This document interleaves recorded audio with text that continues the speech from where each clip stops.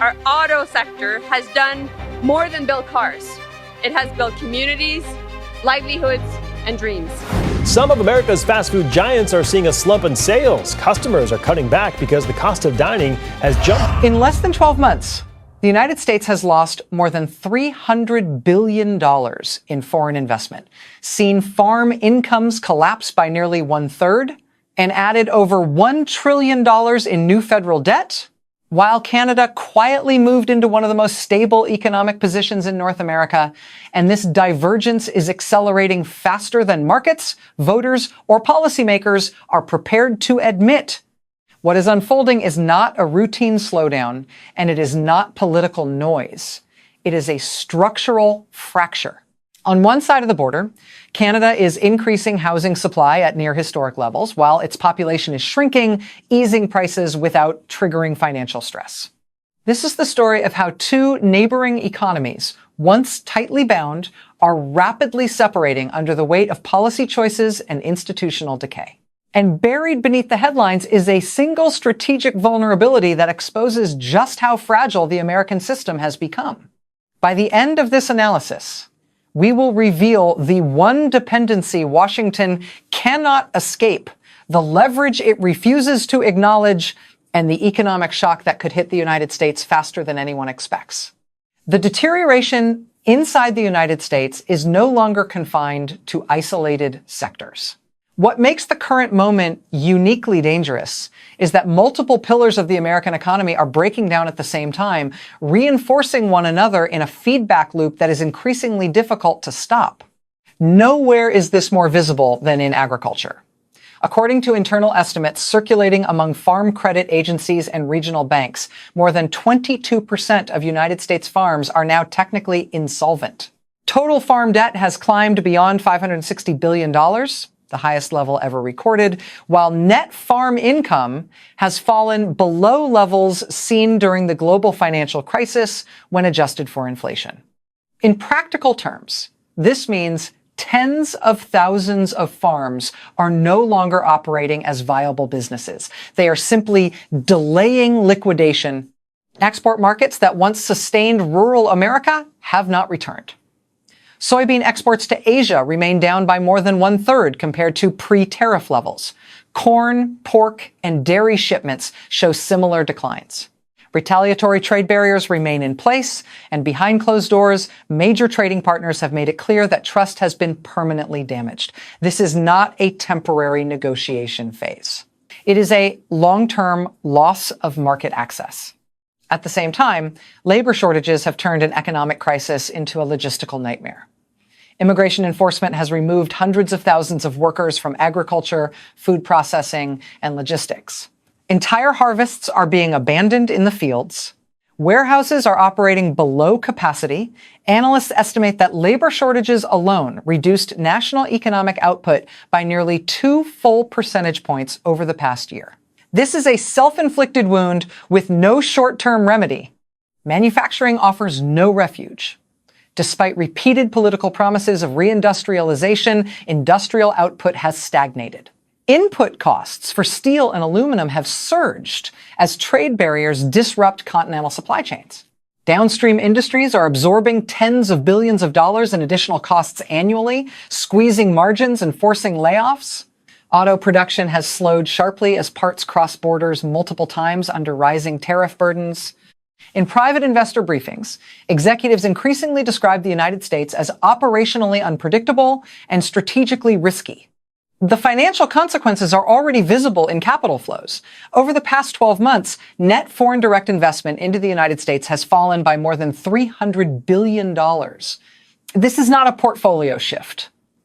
It is a vote of no confidence.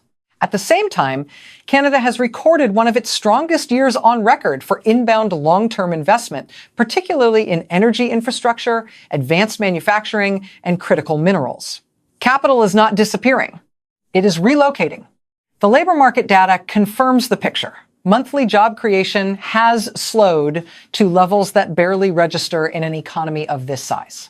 After accounting for population growth, the United States is effectively failing to generate new employment. Wage growth has stalled while consumer prices remain elevated due to tariffs and supply chain inefficiencies. Real household purchasing power has declined for 3 consecutive quarters. Credit card defaults and auto loan delinquencies are rising at rates last seen during the depths of the global financial crisis. Canada stands in stark contrast. Wage growth remains modest but positive. Inflation pressures have eased without triggering mass unemployment. Housing markets are correcting gradually rather than collapsing. Most importantly, Canada is no longer anchoring its future to American stability. Trade diversification is accelerating. Supply chains are being redesigned to bypass United States bottlenecks entirely. Investors are responding accordingly. What makes this divergence so dangerous for Washington is that it is no longer reversible through rhetoric or short-term stimulus. These are structural shifts in trust, capital allocation, and global positioning. Once supply chains move, they rarely return. Once capital flees, it does not come back easily.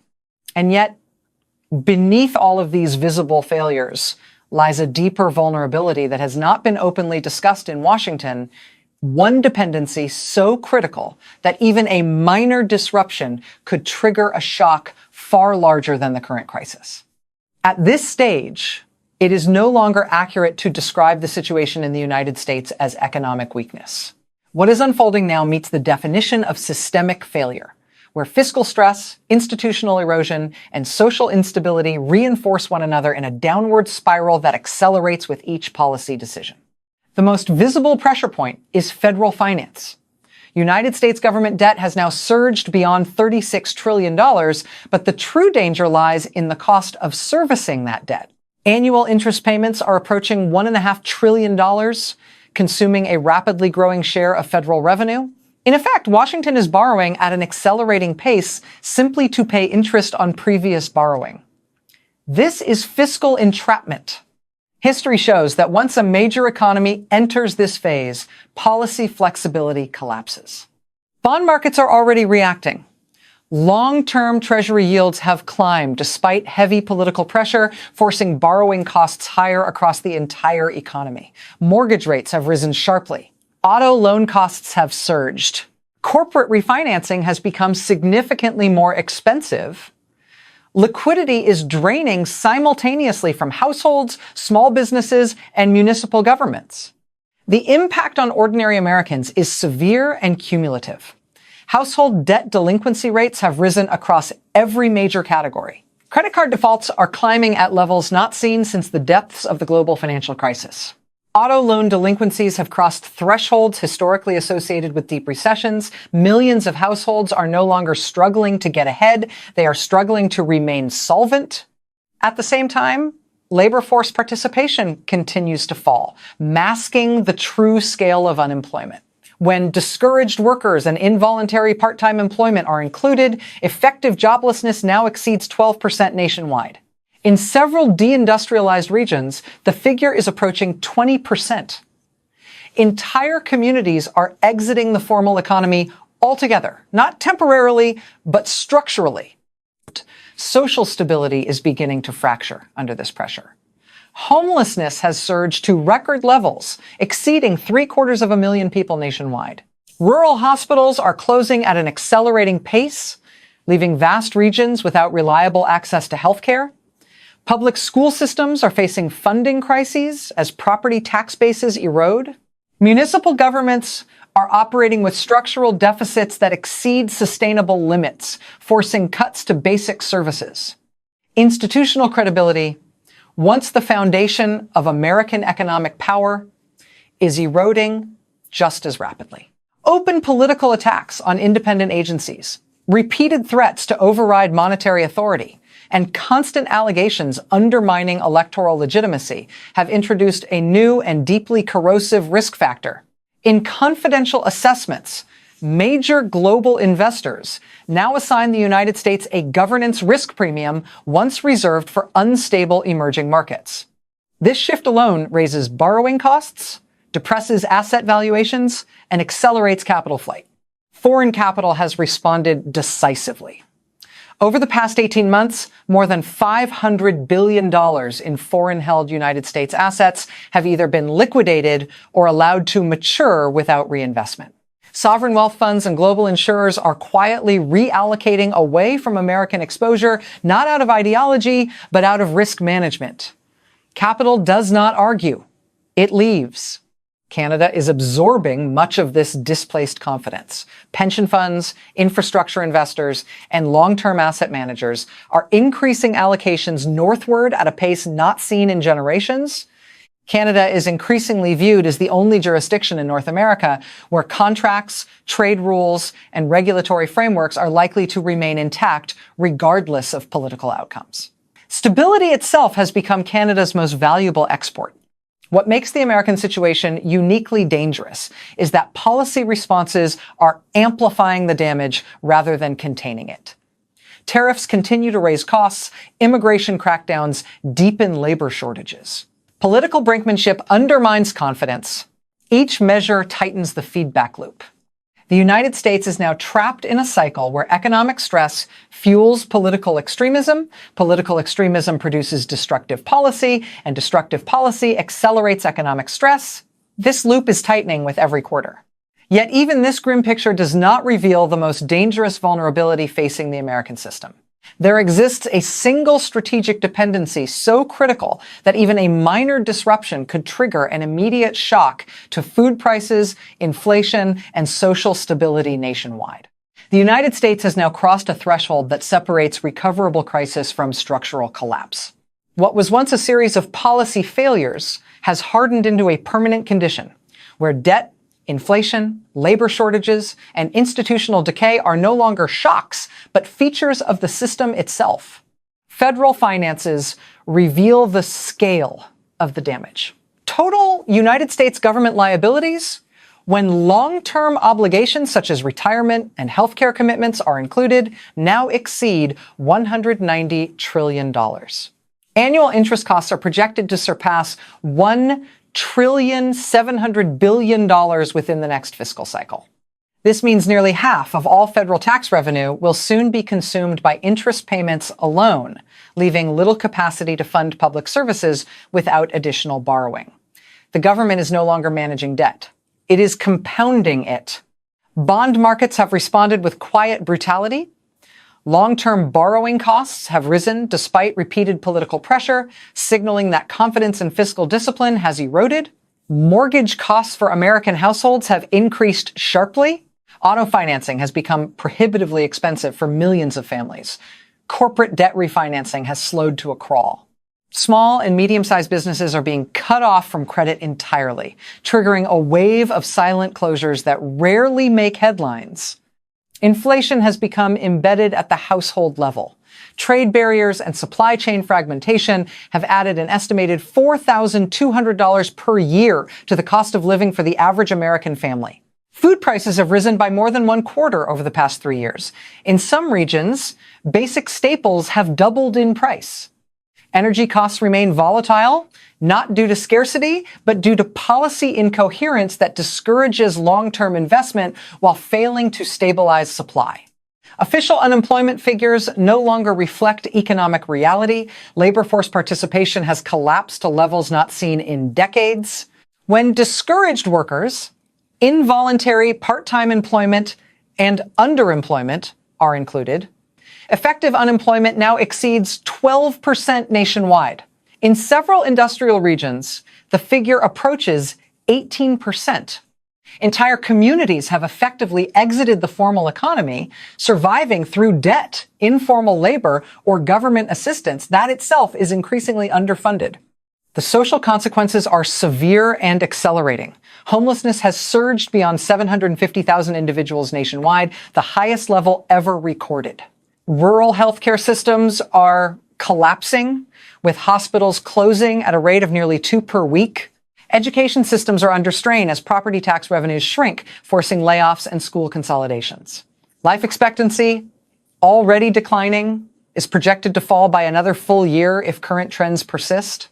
Overlaying this economic collapse is a crisis of legitimacy. Open discussions of federal intervention in elections, loyalty-based governance, and mass purges of civil servants have shattered confidence in the continuity of American institutions. Markets are reacting accordingly. Risk premiums on United States assets have surged. Insurance costs are exploding. Long-term investment has frozen. The United States is no longer exporting stability. It is exporting uncertainty. Foreign investors have acted decisively. Over the past 2 years, more than $1 trillion in foreign-held United States assets have either been sold or allowed to roll off without reinvestment. Central banks are accelerating diversification away from United States debt. The dollar's share of global reserves has fallen below 54%, down dramatically from historical norms. This shift represents hundreds of billions of dollars no longer supporting United States borrowing needs. Canada, meanwhile, has completed a quiet but decisive repositioning. Long-term foreign investment inflows have surged past $400 billion over the past 18 months, concentrated in infrastructure, energy transition, advanced manufacturing, and logistics. Canadian government bonds are increasingly treated as a proxy safe haven for investors seeking North American exposure without American risk. Trade diversification has reduced reliance on the United States to levels not seen in modern history. The divergence is now absolute. The United States is trapped in a cycle of debt expansion, inflationary pressure, labor dysfunction, and institutional erosion. Canada is consolidating stability, absorbing capital, and embedding itself deeper into global supply chains. Yet even now, the full danger has not been revealed. There is a single supply dependency so critical to the American economy that even a brief disruption would trigger immediate spikes in food prices, widespread shortages, and social unrest within weeks. Behind every systemic collapse lies a pressure point that transforms weakness into catastrophe. In the case of the United States, that pressure point is not financial markets, not technology, and not even energy. It is food. And at the center of the American food system sits a dependency so concentrated, so absolute, that even minor disruption would trigger an immediate nationwide shock.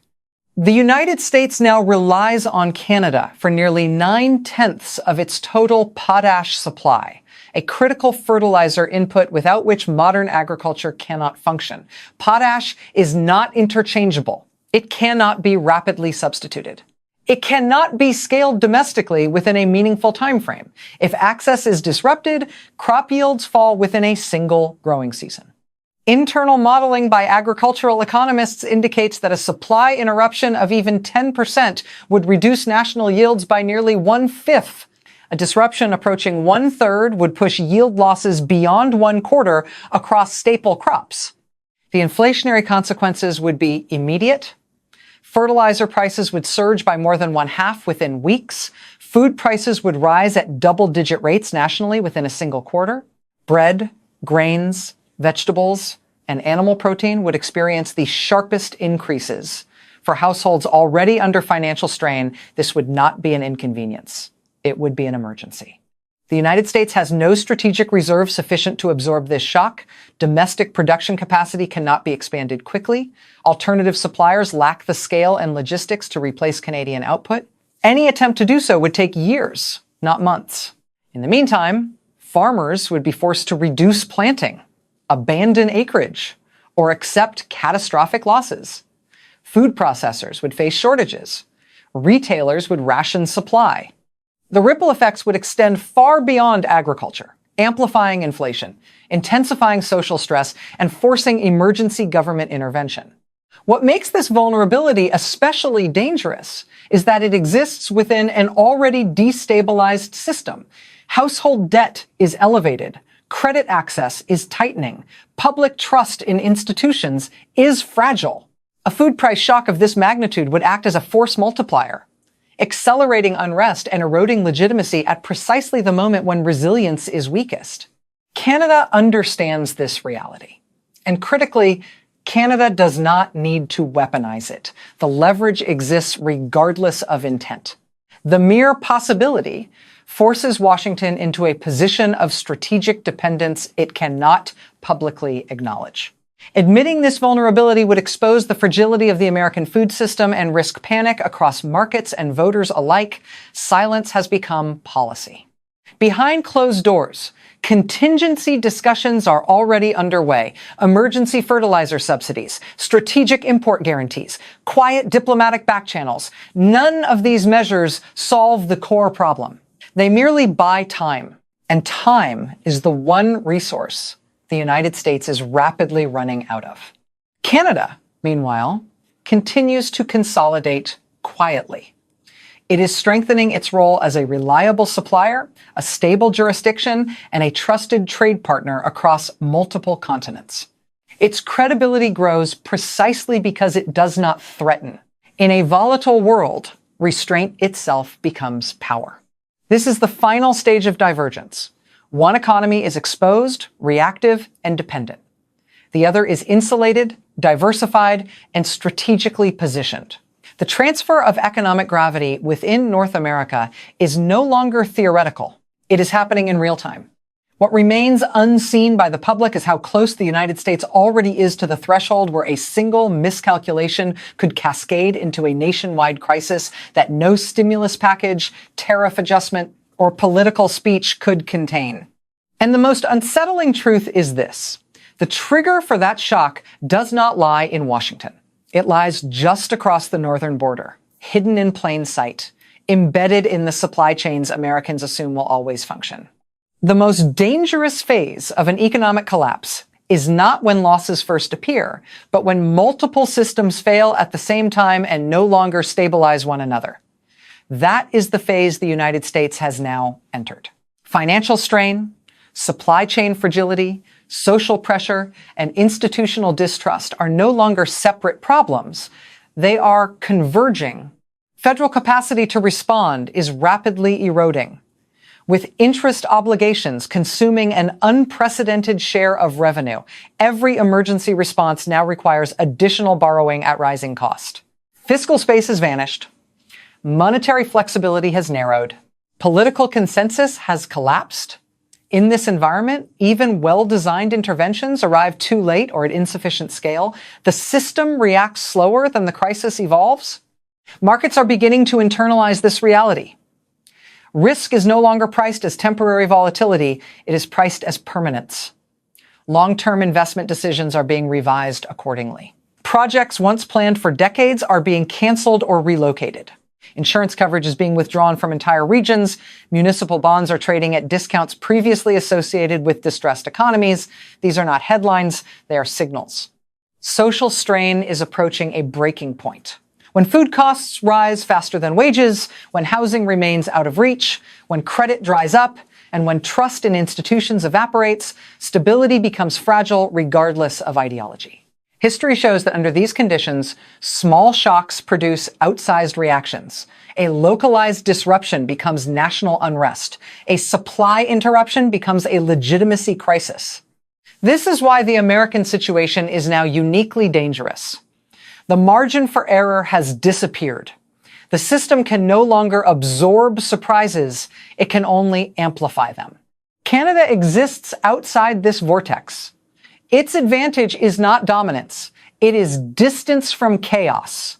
By maintaining institutional continuity, trade diversification, and predictable governance, Canada has insulated itself from the feedback loops tearing through the United States. Capital flows north, not out of preference, but out of necessity. Stability has become scarce. Canada supplies it. What the public has not been told is how advanced this realignment already is. Supply contracts have been rewritten. Investment mandates have been quietly adjusted. Long-term risk models used by global institutions no longer assume United States primacy in North America. That assumption has been removed. Once removed, it does not return easily. The most unsettling truth is that no dramatic announcement will mark this transition. There will be no single vote, no single crash, no single declaration. The shift is happening through absence. Absence of trust, absence of capital, absence of confidence. And there is one final detail that has not yet entered public discussion. A contingency scenario modeled quietly by multiple global institutions shows that under current conditions, a combined shock involving food prices, credit contraction, and social unrest could overwhelm federal response capacity within weeks, not months. That scenario is no longer considered extreme. It is considered plausible. Whether that moment arrives depends not on ambition, but on restraint. Not on speeches, but on systems. And not on Canada's actions, but on whether the United States recognizes how little room for error it has left. What happens next will not be decided in public debates. It will be decided in supply chains, balance sheets, and confidence models that most people never see. And by the time those signals become visible to everyone else, it may already be too late to reverse the outcome. For decades, the global economy operated on a single, deeply embedded assumption. No matter how severe internal problems became, the United States would remain the ultimate stabilizer. Markets assumed it. Allies depended on it. Institutions were built around it. That assumption is now breaking down. The evidence is no longer subtle. Capital is leaving. Supply chains are rerouting. Risk models are being rewritten. The United States is no longer treated as the default safe environment, but as a jurisdiction whose stability must be continuously reassessed. This shift is not ideological. It is mathematical. Investors, insurers, and governments are responding to probabilities, not promises. What makes this moment so dangerous is not the presence of crisis, but the absence of buffers. Fiscal space is exhausted. Monetary credibility is under strain. Social cohesion is weakening. Trust in institutions has eroded. In past downturns, one of these pillars could compensate for another. Today, they are all deteriorating at once. Canada has emerged on the opposite side of this equation. Not as a victor, not as a challenger, but as a constant. Its advantage lies in continuity. Contracts are honored. Trade rules are predictable. Political transitions do not threaten institutional survival. In a global system starved for reliability, that constancy has become decisive. This is why the shift underway is so profound. North America is no longer organized around a single economic center. It is fragmenting. Capital and production are flowing towards stability rather than scale. Credibility now outweighs size. Predictability now outweighs power. The United States still possesses immense resources, innovation, and human capital. But those assets require a functioning system to be converted into strength. Without trust, they remain dormant. Without coordination, they become liabilities. Without restraint, they accelerate decline. The most uncomfortable truth is that this outcome was not imposed from outside. It was chosen incrementally through policy decisions that prioritized confrontation over coordination and symbolism over stability. Each choice narrowed the margin for recovery. Each delay compounded the cost of correction. What happens next will not hinge on a single election or a single policy reversal. The damage described here is cumulative. Rebuilding credibility requires time measured in years, not quarters. And time, as the data now makes clear, is the one resource the United States has spent most recklessly. There is, however, one final detail that has not yet entered public discourse. A threshold exists beyond which recovery becomes exponentially more difficult, where confidence loss turns irreversible regardless of future policy changes. Multiple global institutions now privately assess that the United States is approaching that threshold faster than any major economy in modern history. Whether that line has already been crossed is not something governments will announce. It will be revealed indirectly through one quiet signal that markets watch more closely than any speech, any election, or any headline. And when that signal appears, the world will understand that the shift we are witnessing was not a warning. It was the moment the old economic order ended. Every economic order ends the same way. Not with a single collapse that dominates headlines, but with a quiet decision made by markets long before governments are willing to acknowledge it. That decision is already forming. Across global finance, a subtle but decisive shift has taken place. The United States is no longer treated as the unquestioned anchor of the North American economy. It is increasingly modeled as a source of risk that must be hedged rather than assumed.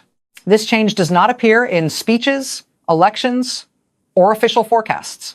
It appears in capital allocation limits, contract durations, and contingency scenarios quietly adopted by banks, insurers, and sovereign investors. Once this shift occurs, it rarely reverses quickly. When trust becomes conditional, capital demands compensation. When compensation rises, growth slows. When growth slows, political intensifies. intensifies.